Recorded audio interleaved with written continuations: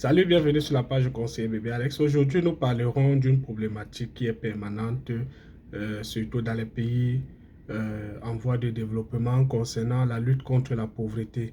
Nous allons suivre la lecture de Yam Timba où il fait une proposition des plus pertinentes et chacun pourra aussi donner son avis sur la question. Ce dernier interpelle les pouvoirs public à mettre à contribution les associations religieuses qui, jusqu'ici, nous savons que ne payent pas un certain nombre de choses au sein des populations locales, mais dont l'apport économique pourrait être pertinent pour qu'on puisse résorber la situation précaire dans laquelle les populations sont.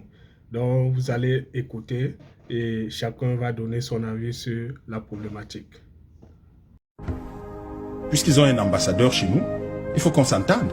Notre président de la République, je parle sous le contrôle de celui qui est dans le parti qui est au pouvoir. J'imagine qu'il se connaît mieux. Et d'ailleurs, c'est quelqu'un qui est passé par l'IRIC. Notre président n'accrédite pas du tout des représentants d'associations comme ambassadeurs. Donc, il faut que l'Église catholique sache, nous dise exactement ce qu'elle est.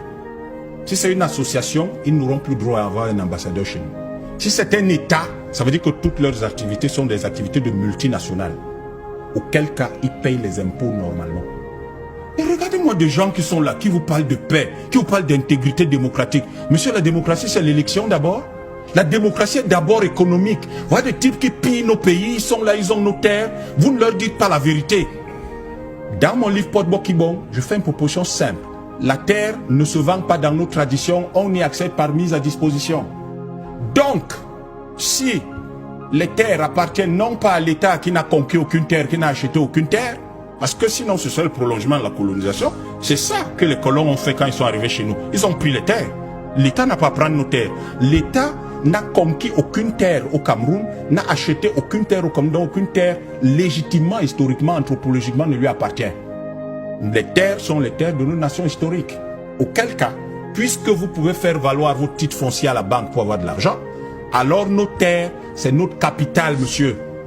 Donc, l'Église catholique qui gagne de l'argent 5 fois par jour en faisant les messes dans ses églises, qui a des écoles, qui a des collèges, des universités, qui a des hôpitaux.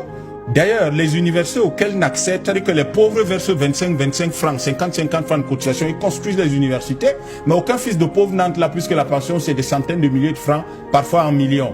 Est-ce que ces gens-là, vous soutenez quoi là? Il faut leur dire la vérité et leur demander d'aller se cacher un peu. Et donc, ils perçoivent de l'argent, nos terres, c'est notre apport en capital. Tout ce qu'ils perçoivent là, il faut qu'ils reversent 35%, ils sont dans le service, ils reversent 35% aux propriétaires de ces terres historiques. Ça va sortir les gens de la misère et on aura moins de bavardage. Vous venez de dire, ouais, le pays est pauvre, le pays est pauvre. L'Église catholique fait quel chiffre d'affaires chez nous? Sur nos terres, ils reversent combien à nos populations? Il faut leur dire la vérité, il faut leur parler sérieusement, arrêtez de faire des courbettes devant eux. Personne ne doit avoir peur de ces gens-là. Pas dans notre pays, pas dans le pays de Oumiobe. Des gens vivent sur nos terres, gagnent de l'argent, roulent carrosse et viennent bavarder, raconter que le peuple est pauvre. Mince, pourquoi ils ne reversent pas 35% au moins de ce qu'ils gagnent à nos peuples? Pourquoi ils ne font pas ça? Le peuple serait déjà un peu moins pauvre.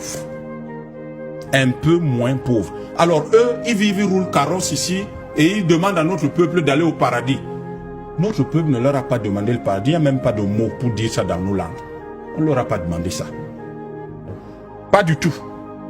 Donc, les histoires qu'ils racontent, il ne faut pas seulement prendre le fait journalistique.